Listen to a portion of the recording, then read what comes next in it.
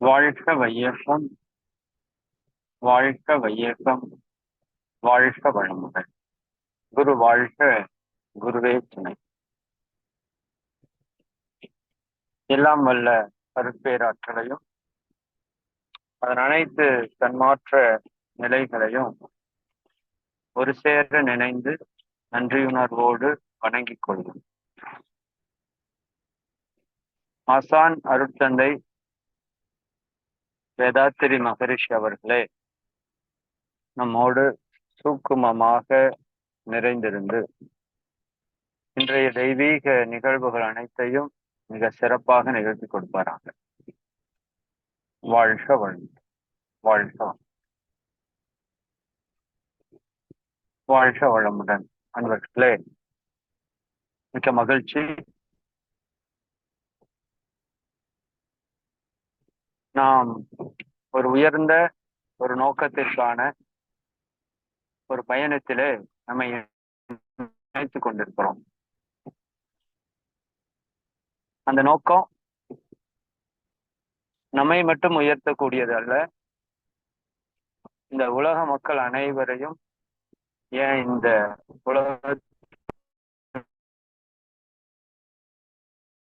உலகத்தையே உயர் என்று எடுத்துக்கொள்ளும். அதான் உண்மை.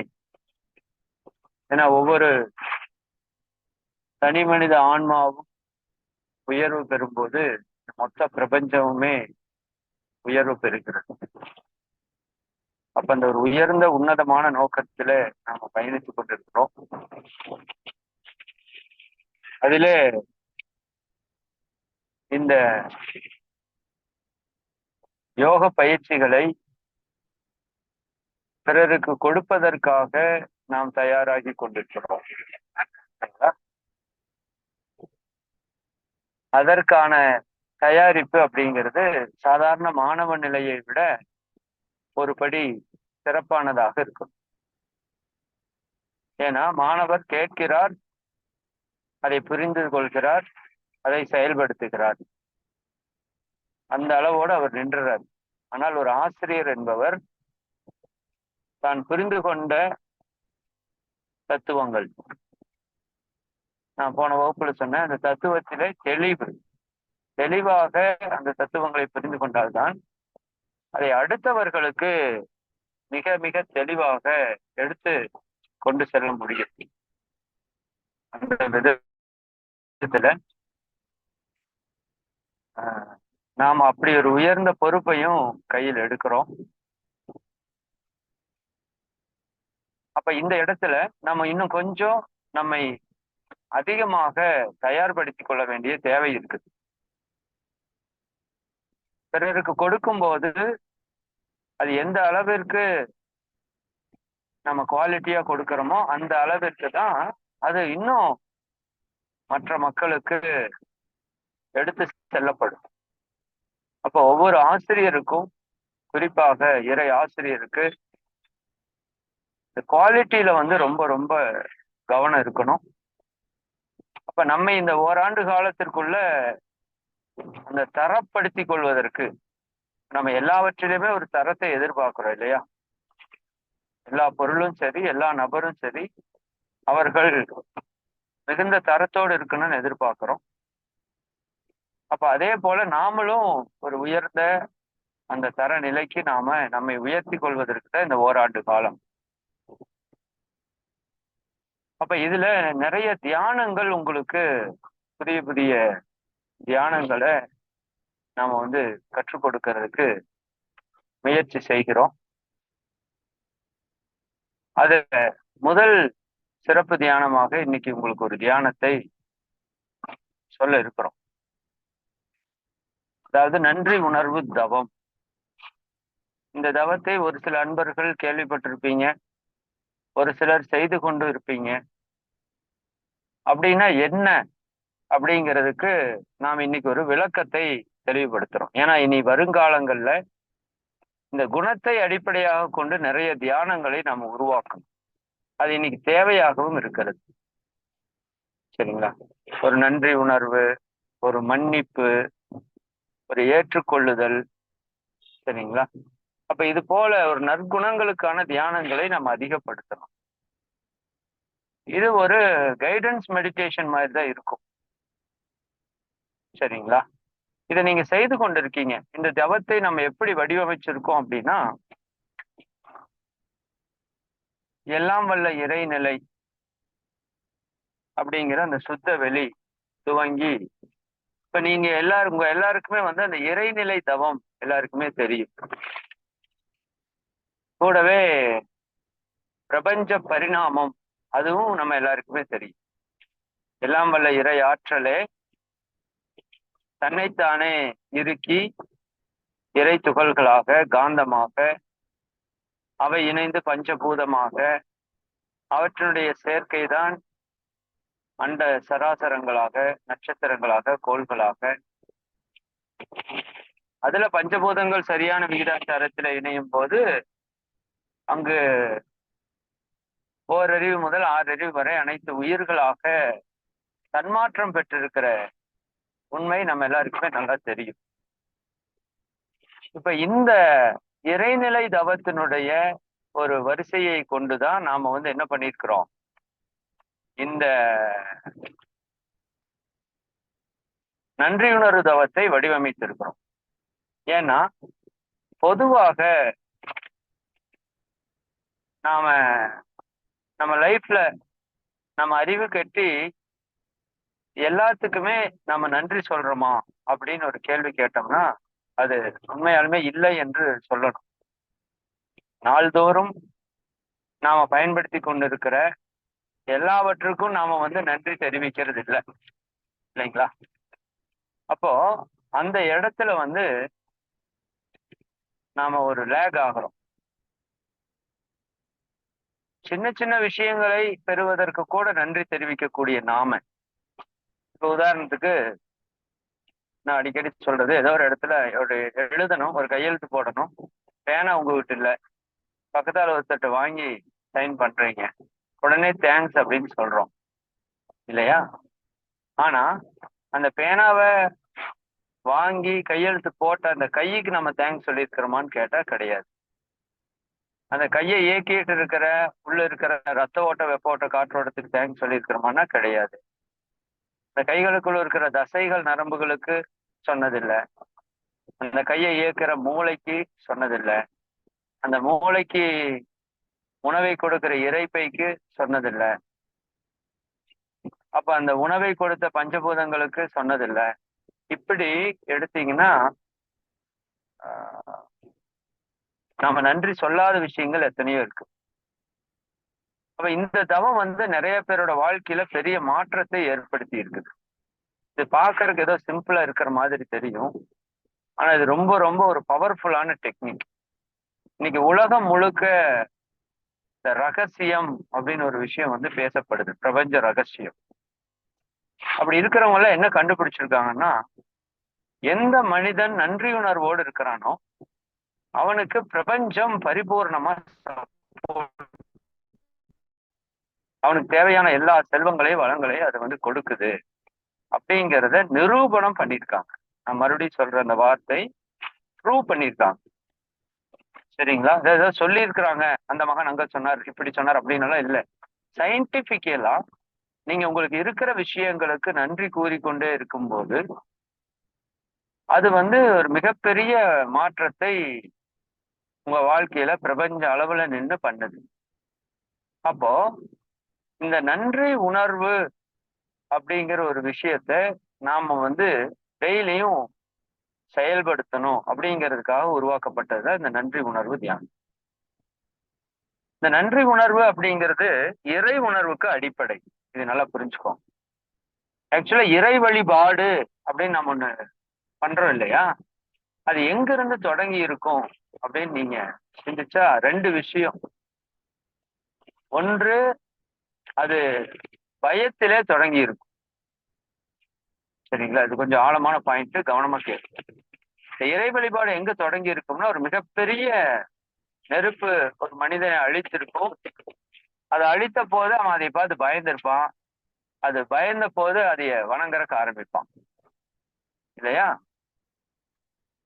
இது வந்து நெகட்டிவ் அப்ரோச்ல இறை வழிபாடு தொடங்கிய விதம். இதே பாசிட்டிவ் அப்ரோச் அப்படின்னா, ஒரு மனிதன் வாழ்றான், வாழ்வதற்கு அந்த உணவு தான் காரணமா இருக்குதுன்னு அவனுடைய அறிவுக்கு எட்டுது. அப்போ உணவு இல்லாத போது அவன் உயிர் போய்விடுறத அவன் ஒரு நாள் உணர்றான். அப்படி உணரும் போது இந்த உணவு தான் என்னுடைய வாழ்க்கைக்கு காரணமா இருக்குதுன்னு உணவை நன்றியுணர்வோட வணங்கறக்கு ஆரம்பிச்சா பாருங்க. இதுதான் முதல் இறை வழிபாடு. அதே போல இந்த உணவு எங்க இருந்து வருதுன்னு பார்த்திருப்பான். தாவரம் தானே கொடுக்குது அப்படின்னு அந்த தாவரத்தை வணங்கறக்கு ஆரம்பிச்சிருப்பான். இந்த தாவரம் எப்படி வளருது? நீரினால வளருது, நிலத்தினால வளருதுன்னு நிலத்தையும் நீரையும் வணங்குறதுக்கு ஆரம்பிச்சிருப்பான். இன்னும் சிந்தனை அறிவு அதிகரிக்க அதிகரிக்க நீர் நிலம் விட காற்று தான் நம்ம வாழ்க்கைக்கு ரொம்ப முக்கியம் கண்டுபிடித்த போது காற்றை, இன்னும் சூரியன் இல்லாட்டி நம்ம வாழ்க்கையை வாழ முடியாது என்று உணர்ந்த போது நெருப்பை, இன்னும் ஒரு படி மேல சிந்தனையின் உச்சத்தில் செல்லும் போது உயிர் தான் இந்த உடலில் இயங்கிக் கொண்டிருக்கிறது என்று உணரும் போது ஆகாயத்தை என்று பஞ்சபூதங்களையும், இது எல்லாவற்றிற்கும் மூலமாக ஒரு பேரறிவு இருக்குது இல்லையா, எல்லாவற்றையும் இயக்கி கொண்டிருக்கிறது. அதை உணர்ந்த போது அதை நன்றியுணர்வோடு வணங்கறக்க ஆரம்பிச்சோம். அப்ப இறை வணக்கம் என்பதே என்னை பொறுத்த வரைக்கும் நன்றி செலுத்துதல் அப்படிங்கிறதுக்காக உருவாக்கப்பட்ட ஒரு விஷயம். நம்ம வாழ்க்கையில கிடைக்கப்பட்ட அத்தனை நன்மைகளையும் நினைத்து நன்றி செலுத்துவதற்கு, இது எல்லாமே எதனால் ஆனது? அந்த இறை ஆற்றலால் ஆனது. அப்ப அந்த இறையாற்றலுக்கு நன்றி செலுத்துவதற்காகத்தான் இந்த கோவில்கள் அப்படிங்கிற ஒரு விஷயமே வந்து உருவாயிருக்குன்னு நான் நினைக்கிறேன். அப்போ அந்த நன்றி உணர்வு தான் நம்ம மொத்த வாழ்க்கையினுடைய அடிப்படை ஆதாரமாக, அடிநாதமாக இருந்து செயல்பட்டு இருக்கு. ஆனா இன்றைய காலத்துல பாத்தீங்கன்னா நம்ம மக்களோட மனோநிலை இந்த நன்றி உணர்வுல இருந்து விடுபட்டு இறை வழிபாட்டை கூட அது ஒரு வேண்டுதலாக அது வைத்துக் கொண்டது இல்லைங்களா? நம்ம இப்ப எல்லாருமே போய் இறைவன்ட்ட யார் நன்றின்னு சொல்றோம் இல்லையா? எத்தனையோ இறைநிலை, இறை ஆற்றல், இயற்கை, அந்த எல்லையற்ற பரம்பொருள் நமக்காக செய்து கொடுத்துருக்கு. அதை நம்ம உட்கார்ந்து சிந்திச்சோம் அப்படின்னா உண்மையாலுமே நம்ம கண்கள்ல கண்ணீர் வந்து பெருக்கெடுத்து ஓடும். ஏன்னா அந்த இறைவனுடைய அன்பு, இறைவனுடைய கருணை எப்பேற்பட்டது அப்படின்னா நீங்க அது ஒவ்வொரு விஷயத்தையும் சிந்திக்கிறப்பதான் அது வந்து ஒரு புரிதலுக்கு வரும். நான் அன்னைக்கு கூட இது எப்படியெல்லாம் நீங்க சிந்திக்கலாம் அப்படின்னா அப்படி இயற்கை நமக்கு காட்சிப்படுத்துது. நான் அன்னைக்கு கூட சொன்ன, ஒரு நாள் நான் சென்னை போயிட்டு இருக்கிறப்ப கார்ல போயிட்டு இருக்கிறேன். வெயில், மிக கடுமையான வெயில். அதுல வண்டி 100 கிலோமீட்டர் வேகத்துல போயிட்டு இருக்குது. அப்போ அந்த கடுமையான வெயில்ல நான் உள்ள காருக்குள்ள அப்படியே ஜாலியா உட்காந்துட்டு ஒரு ஜூம்ல ஏதோ யூடியூப்ல ஏதோ ஒரு ஸ்பீச்சோ ஏதோ பாட்டோ கேட்டுட்டு நல்லா குழு குழுன்னு ஏசி போட்டுட்டு ஜாலியா போயிட்டு இருக்கேன். சரிங்களா? இதுக்கு எத்தனை பேருடைய உழைப்பு இருக்கும் அப்படிங்கிறத நாம யோசிக்கிறதே இல்லை இல்லையா? குறிப்பா இந்த காரை வந்து நாம வந்து ஜடப்பொருளா பாக்குறோம். ஆக்சுவலா எதுவுமே ஜடப்பொருள் கிடையாது ஆன்மீக ரீதியா சிந்திக்கும் போது. ஏன்னா எல்லாவற்றுக்குமே அறிவு இருக்கிறது, ஆற்றல் இருக்கிறது.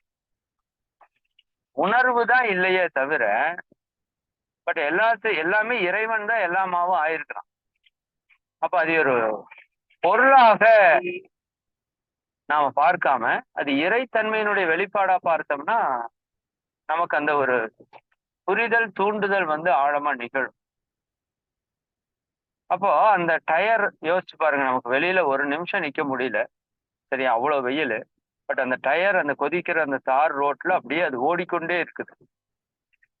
அப்போ அது எவ்வளவு ஒரு தியாகம் செய்து என்னை பயணிக்க வைத்துக் கொண்டிருக்கிறது. என்னுடைய பயணத்திற்காக அது எவ்வளவு துன்பத்தை தாங்கிக் கொள்கிறது. அது துன்ப உணர்வு இல்லைனாலும் ஒரு புரிதலுக்காக சொல்றேன் நான். சரிங்களா? அப்போ இந்த மாதிரி ஒரு சிந்தனை நமக்குள்ள வரணும். அப்ப என்னுடைய வாழ்க்கை நல்லா இருக்கணுங்கிறதுக்காக இந்த ஒட்டுமொத்த பிரபஞ்சமே செயல்பட்டு இருக்கு, இன்க்ளூடிங் இறை சக்தி முதல் கொண்டு. நான் இன்னைக்கு சுவாசிக்கிற காற்று இன்னைக்கு உற்பத்தி பண்ணப்பட்டது அல்ல, நானே உற்பத்தி செய்து கொண்டது அல்ல. எத்தனையோ ஆண்டுகளுக்கு முன்னாடி வைத்த மரங்கள்ல இருந்து வரக்கூடிய ஆக்சிஜன், அது பல லட்சம் அல்லது பல கோடி ஆண்டுகளுக்கு முன்னாடி இந்த இயற்கை இந்த மண்ணை பதப்படுத்தி அதுல ஜீவன்களை உற்பத்தி செய்து அதுல தாவரத்தை உற்பத்தி செய்து நான் இன்னைக்கு சுவாசிக்கிறதுக்காக காற்றை கொடுத்திருக்கு. இது எவ்வளவு பெரிய விஷயம் பாருங்க. நான் ஒன்னு ரெண்டு தான் உங்களுக்கு இந்த நேரத்துல தூண்டி விட முடியும், மற்றதெல்லாம் நீங்க தான் சிந்தித்து அதை உணர்ந்து கொள்ளணும் இல்லையா?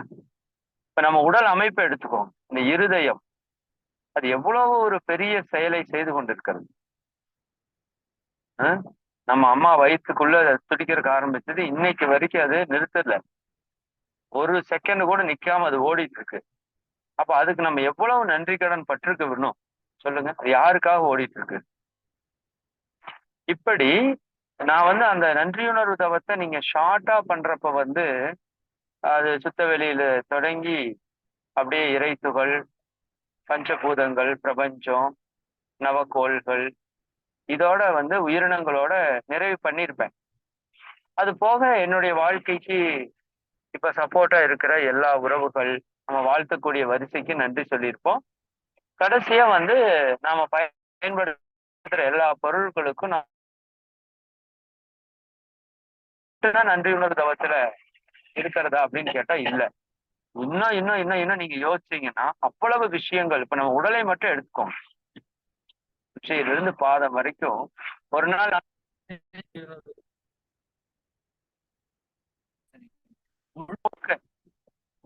உடம்புல இருக்கிற ஒவ்வொரு பகுதியும் ஒவ்வொரு செல்லும் நமக்காக எவ்வளவு செயலை செய்து கொண்டிருக்குது. சரி, நம்முடைய உயிர் ஆற்றல், நம்முடைய மனோசக்தி, நம்முடைய அறிவாற்றல், அப்ப எவ்வளவோ விஷயம் நம்ம நன்றி தெரிவிக்கிறதுக்கு இருக்கு. என்ன ஒன்றே ஒன்று நம்ம நினைக்கணும். இப்ப நம்ம எவ்வளவு நல்லா இருக்கிறோம் அப்படின்னு நீங்க நினைச்சீங்கன்னா நிச்சயமா உங்க வாழ்க்கையில பல பிரச்சனைகள் தீர்ந்துடும், பல தடைகள் தீர்ந்துடும். இதுல ஒரு படி மேல போய் இந்த நன்றியுணர்வு தவத்துல நம்ம என்ன சொல்றோம் அப்படின்னா, இப்ப எல்லாரும் உங்களுக்கு கிடைச்ச நல்லதுக்கு தான் நன்றி சொல்லுவீங்க இல்லையா? ஆனா பொதுவா தத்துவம் என்ன சொல்லுது அப்படின்னா, உங்களுக்கு கிடைச்ச கெட்டதுக்கு நன்றி சொல்லுங்க அப்படின்னு சொல்லுது. இன்னா செய்தாரை ஒருத்தல் அவர் நாண நன்னயம் செய்து விடல் அப்படின்னு ஒரு குறள். உங்களுக்கு இன்னா செய்தாரை ஒருத்தல் அவர் நாண நன்னயம் செய்து விடல். சும்மா நன்னயம் கூட இல்லை, அவர் வெட்கப்படும்படியாக நீ நல்லது செய். இதுதான் தத்துவம் போதிக்குது நமக்கு. இன்னா செய்தார்க்கும் இனியவே செய்யாக்கால் என்ன பயத்ததோ சால்பு. அப்ப என்ன சொல்லுது? உனக்கு துன்பம் கொடுத்தவனுக்கு நீ நல்லதை செய்யி இல்லையா? அப்போ உங்களுக்கு துன்பம் கொடுத்தவங்களுக்கு இப்ப நம்ம என்ன சொல்லணும்? நன்றி சொல்லணும். இந்த நன்றி உணர்வுடைய உச்சகட்ட தன்மை உங்களுக்கு இருக்கக்கூடிய எல்லா பிரச்சனைகளுக்கும் நீங்க நன்றி சொல்லுங்க. ஏன்னா பிரச்சனைகள் தான் நம்ம வாழ்க்கையை உயர்த்தி இருக்குது. நல்லா ஆழமா புரிந்து கொள்ளுங்க.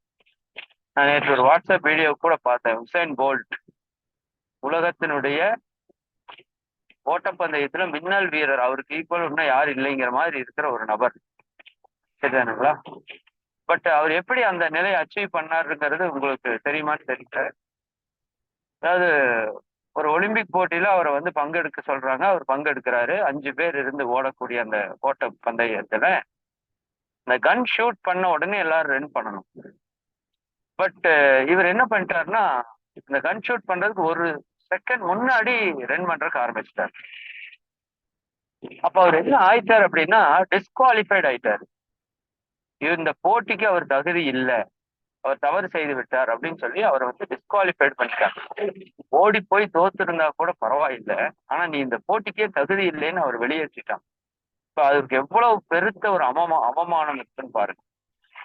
ஒலிம்பிக் வரைக்கும் போய் அங்க உனக்கு தகுதி இல்லைன்னு சொன்னா, அப்ப அவர் அந்த அவமானம், அந்த அவருக்கு நடந்த ஒரு துன்பம், அவர் என்ன நினைக்கிறாரு? அடுத்த ஒலிம்பிக்ல நான் முதல் பரிசு வெல்லணும், அப்பதான் இந்த ஒரு அவமானம் எனக்கு போகும் அப்படின்னு அவர் நினைக்கல.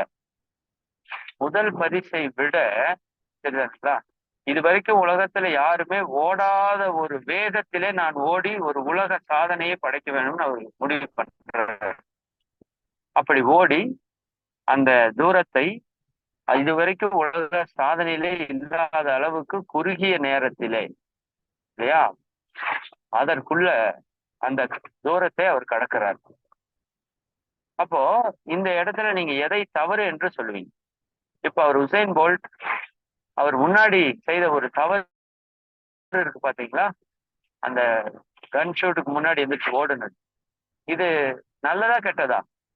ஆக்சுவலா அவரு கரெக்டா ஓடி இருந்தா அதுல ஃபர்ஸ்ட் வாங்கியிருக்கலாம், இல்லாட்டி செகண்ட் வாங்கியிருக்கலாம், எப்படி வேணா வந்திருக்கலாம். பட் உலக சாதனை என்று ஒன்று அவர் வாழ்க்கையில நிகழ்ந்திருக்காது. சரிங்களா? அப்போ இப்படி நீங்க பல உதாரணங்களை எடுக்கலாம், உங்க வாழ்க்கையிலேயே பல உதாரணங்களை எடுக்கலாம். நம்ம லைஃப் எடுத்துக்கோங்க, நீங்க அடுத்தவங்களை விட்டுருங்க. உங்க வாழ்க்கையில எத்தனையோ பிரச்சனைகள், துன்பங்கள் உங்களோட வாழ்க்கையவே மாற்றி அமைத்திருக்கும். நீங்க நின்று சிந்திச்சா உங்களுக்கு புரியும். சரிங்களா? எல்லாமே இரையாற்றல் செய்கிறது ஒரு தெளிவில் இருக்கிறப்ப, அப்ப தவறு என்று ஒன்று நடப்பதற்கு வாய்ப்பில்லை. நம்மளோட புரிதல் வேணா தவறாக இருக்கலாம், ஆனா இயற்கையா தவறு என்று நடப்பதற்கு வாய்ப்பு இல்லை. அந்த நன்றி உணர்வத்தினுடைய ஒரு உச்ச நிலை. எல்லாவற்றிற்கும் நன்றி. சரி, எப்பொழுதுமே நம்ம மனம் என்ன சொல்லிட்டு இருக்கணும் அப்படின்னா, நன்றி நன்றி நன்றி. நம்ம இருதயம் எப்படி துடிக்கணும்னு சொல்றோம்னா, தேங்க்ஸ் தேங்க்ஸ் தேங்க்ஸ், அப்படியே நம்ம இருதயம் துடிக்கணும்னு. ஏன்னா அத்தனை விஷயங்களை நம்ம பெற்றிருக்கிறோம்.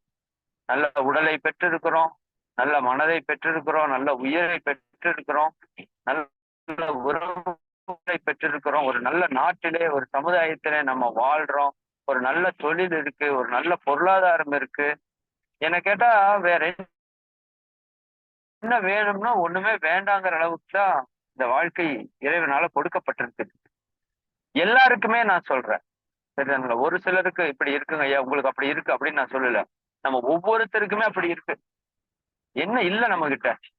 சரிங்களா? போதும் அப்படிங்கிற ஒரு மனசுதான் நம்ம கிட்ட இல்ல. நல்லா புரிஞ்சுக்கோங்க, போதுங்கிற மனசு மட்டும் இல்ல, என்கிட்ட இவ்வளவு இருக்குதுன்னு நீங்க நினைக்கலைன்னா, இந்த உலகத்தை இல்ல, இந்த பிரபஞ்சத்தை இல்ல, அந்த இறைநிலைவே உங்களுக்கு எழுதி வச்சாலும் உங்களுக்கு திருப்தி வராது. இன்னும் பக்கத்தால் ஏதாவது இருக்குமா, பக்கத்தால் இன்னொரு பிரபஞ்சம் இருக்குமா, அப்படித்தான் நீங்க கேள்வி கேட்பீங்க. சரிங்களா?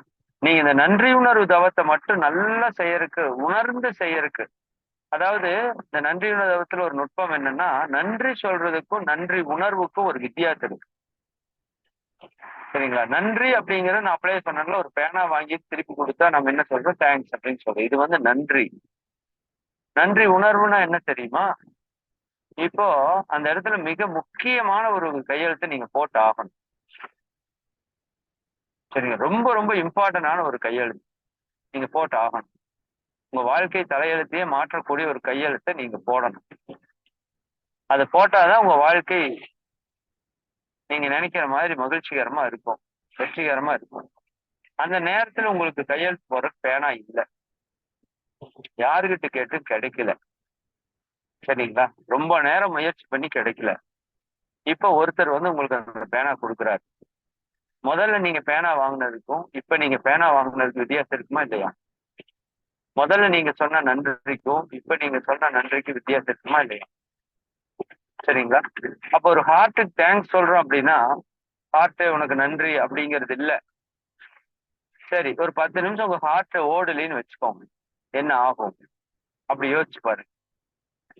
அப்போ ஒரு உணர்வு உங்களுக்கு வரும். சரிங்களா? அந்த நன்றி உணர்வாக கன்வெர்ட் ஆகும். இது மட்டும் இல்லைன்னா என்னோட வாழ்க்கை எப்படி இருக்கும் அப்படின்னு நீங்க சிந்திச்சா அந்த நன்றி உணர்வு உருவாகும். அந்த உணர்வு நமக்குள்ள வரணும். சரிங்களா? ஒவ்வொரு விஷயத்திலையும் நாம பார்க்கிற ஒவ்வொரு பொருளும், நாம பார்க்கிற நம்ம கண்ணுக்கு தெரிஞ்ச தெரியாத பல நபர்கள் நம்முடைய வாழ்க்கைக்காக உதவி கொண்டிருக்கிறாங்க.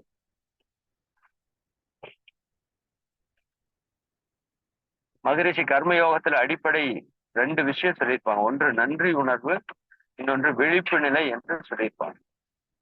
அப்ப அந்த நன்றி உணர்வு இருந்தாதான் நம்ம செயலையே நம்மளால சரியா செய்ய முடியும். சரிங்களா? அப்போ நாடு என்ன செய்தது நமக்கு அப்படின்னு நீங்க யோசிக்காதீங்க. நீங்க அதுக்கு என்ன செஞ்சீங்க அப்படிங்கிறது யோசிங்க அப்படின்னு ஒரு பாடல் வரிகள் இல்லையா? அப்போ இந்த வாழ்க்கை, இந்த சமுதாயம் எத்தனையோ நமக்கு நல்லது செஞ்சிருக்கு. அந்த நல்லதெல்லாம் யோசிச்சோம்னா நாம எப்படி இருப்போம்? ஒரு கர்ம யோகியாக இருப்போம். நான் அடிக்கடி சொல்றது, இப்ப மொத்த வாழ்க்கையே நமக்கு வந்து கொடுக்கத்தான் பட்டிருக்கு. அது உடல், உயிர், மனம், அறிவு அத்தனையுமே நம்ம பிறரிடம் இருந்து பெற்றிருக்கிறோம். அப்ப அதற்கு திருப்பி நன்றியாக நம்ம என்ன செய்யறோம்? ஒரு பிடி உணவில் உலக ஒற்றுமை கண்டிடு, உழைப்பினால் பதில் உலகிற்கு தந்திடுன்னு சொல்றாருல்ல. அப்ப அந்த உழைப்பு அப்படிங்கிறது நன்றியுணர்வினுடைய வெளிப்பாடாக இருந்ததுன்னா அதுக்கு பேர் தான் கர்ம யோகம் என்று சொல்றாங்க. அதை செய்பவர்களை கர்ம யோகி என்று நம்ம சொல்றோம். சரிங்களா? அப்ப இந்த நன்றி உணர்வு தவம் என்பது மிக மிக ஒரு ஆழமான பல உண்மைகளை உள்ளடக்கிய ஒரு தவம். அப்ப அந்த தவம் நம்ம 10 நிமிஷம் இப்ப பண்ணிட்டு இருக்கோம். அந்த தவத்தை நான் 1 மணி நேரம் பண்ணினேன். அந்த தியானமும் நம்ம யூடியூப்ல இருக்கும். நீங்க நேரம் கிடைக்கிறப்ப அதைய இந்த மாதத்திற்கான ஒரு தவமாக எடுத்துக்கொண்டு, சரிங்களா? உங்களுக்கு காலை மாலை எப்பொழுதுமே வந்து நீங்க உங்களுக்கு கொடுத்த அந்த ஆகினை தவத்தை தான் நீங்க பண்ணணும். அதுல மாற்று கருத்து இல்லை. மதிய நேரங்களிலே நீங்க செய்யக்கூடிய தவமாக இந்த நன்றியுணர்வு தவத்தை வைத்துக் கொள்ளுங்க.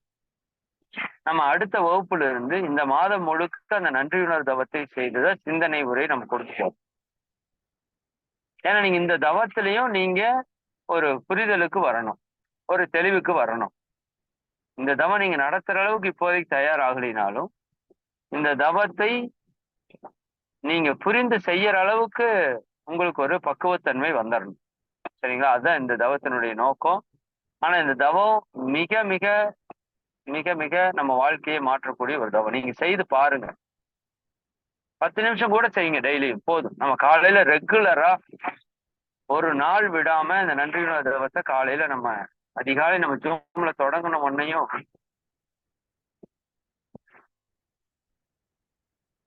செய்யக்கூடிய முதல் நிகழ்வாக இந்த தவம் தான் இருக்கும்.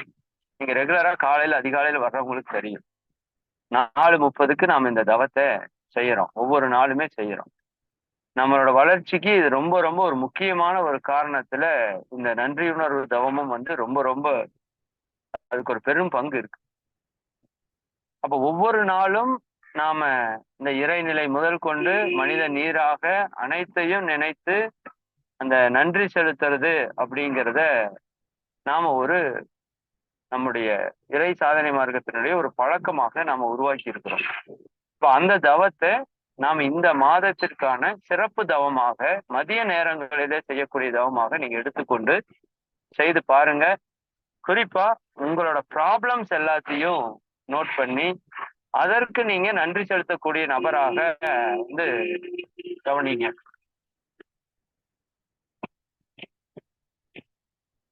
அப்போ அந்த பிரச்சனைகள்ல இருந்து நீங்க மெல்ல மெல்ல விடுபட்டு வர்றத உங்க கண் முன்னாடி கண் கூட நீங்க வந்து பார்க்க முடியும். சரிங்களா? சரி, இந்த அளவிற்கு நான் அந்த தவத்திற்கு விளக்கத்தை நிறைவு செய்யறேன். சிந்தனை தான் இந்த தவத்துல நீங்க உணர்வுக்குள்ள போகணும்னா நீங்க டைம் ஒதுக்கி நீங்க சிந்திக்கணும். உங்க கைய பாக்குறீங்க, இந்த கை இல்லாட்டி நான் எப்படி வேலை செய்வேன்னு சிந்திங்க. கைய பாக்குறப்போவெல்லாம் உங்களுக்கு நன்றி உணர்வு தானா ஊற்றெடுக்கும். உங்க வாழ்க்கை துணை, குழந்தைகள், பெற்றோர்கள் அல்லது தொழில், சரிங்களா, உங்களோட சமுதாயம் இதெல்லாம் பார்க்கிறப்ப இது இப்படி இல்லைன்னா நான் எப்படி இருப்பேன்னு யோசிங்க. சரிங்களா? இது அதற்கு இருக்கிற ஒரு நுட்பம். அதை நீங்க செய்து எவ்வளவு ஆழமா சிந்திக்கிறீங்களோ அந்த அளவுக்கு நீங்க நன்றி உணர்வினுடைய ஒரு மொத்த உருவமா வெளியே வருவீங்க. அப்படி வரும்போது உங்கள் மனம், உங்க உடல், உங்க உயிர் எல்லாமே ஒரு உன்னத நிலையை வந்து அடையிறதை நீங்க பார்க்கலாம். உங்க ப்ராப்ளம்ஸ் எல்லாம் சால்வ் ஆகுறதை நீங்க கண் முன்னாடி பார்க்கலாம். ஆனா அது மனப்பூர்வமா அந்த நன்றி உணர்வை வெளிப்படுத்தும். இதை பேருக்காக வெளிப்படுத்துறோம் அப்படின்னா அது சக்சஸ் ஆகாது. இதுவே சொல்றேன். உங்க ஆழ் மனதிலிருந்து அந்த நன்றி உணர்வை நீங்க வெளிப்படுத்துனீங்கன்னா நிச்சயமா ஒரு மாற்றம் நம்ம வாழ்க்கையில நிகழும். சரிங்களா? நம்ம அடுத்த வகுப்புல இருந்து உங்களுக்கு அந்த தவத்தை நான் சிறப்பா நடத்துறோம். மதிய நேரங்கள்ல மட்டும் செய்யுங்க. மறுபடியும் சொல்றேன், இந்த மாதம் முழுக்க வரைக்கும் மதியத்துல வகுப்பு இருக்கிற வரைக்கும் நம்ம கூட செய்யுங்க. வகுப்பு இல்லாத அன்னைக்கு நீங்களா அது யூடியூப்ல இருக்கும், நன்றி உணர்வு தவம் அப்படின்னு போட்டீங்கன்னா வரும், அதை செய்யுங்க. சரிங்களா? சரி, மிக்க மகிழ்ச்சி. அனைவருக்கும் நன்றி. எல்லாரையும் வாழ்த்தி நிறைவு செய்வோம். அனைவரும் அருட்பேராற்றல் கருணையினால் உடல் நலம், நீலாயுள், நிறை செல்வம், உயர் புகழ், மெய்ஞானம் ஓங்கி இறை உணர்வு, அறநெறி, கல்வி, தனம், தானியம், இளமை, வலிப்பு, தெளிவு, நன்மக்கள் பேரு, அறிவில் உயர்ந்தோர் நட்பு, அன்புடைமை, அகத்தவம், அழகு, புகழ், மனித மதிப்புணர்ந்து ஒழிக்கும் பண்பு, பொறையுடைமை எனும் பேரு 16 பெற்று பெருவாழ்வு வாழ்க. வாழ்க வளங்கள், வாழ்க வளங்கள். அனைவருக்கும் நன்றி, மிக்க மகிழ்ச்சி. நிறைவு செய்து கொள்ளலாமா? வாழ்க. வாழ்க வளமுடன். வாழ்க வையகம், வாழ்க வளமுடன்.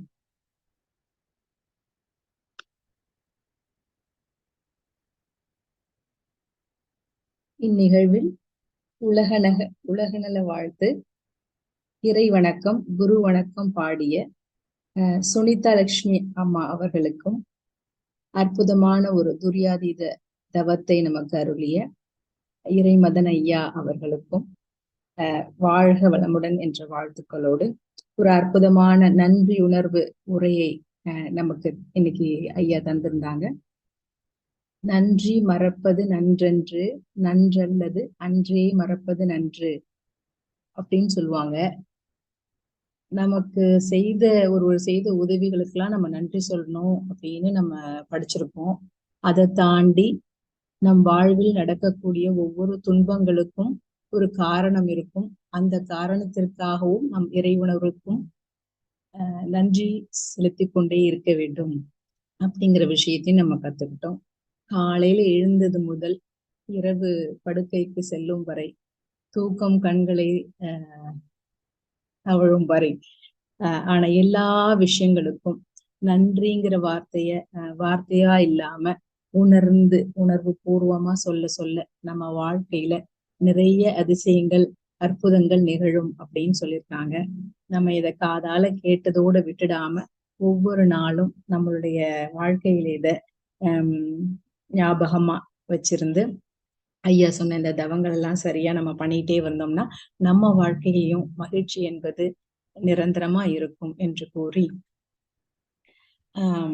சில முக்கிய அறிவிப்புகளோடு இந்நிகழ்வை நிறைவு செய்து கொள்வோம்.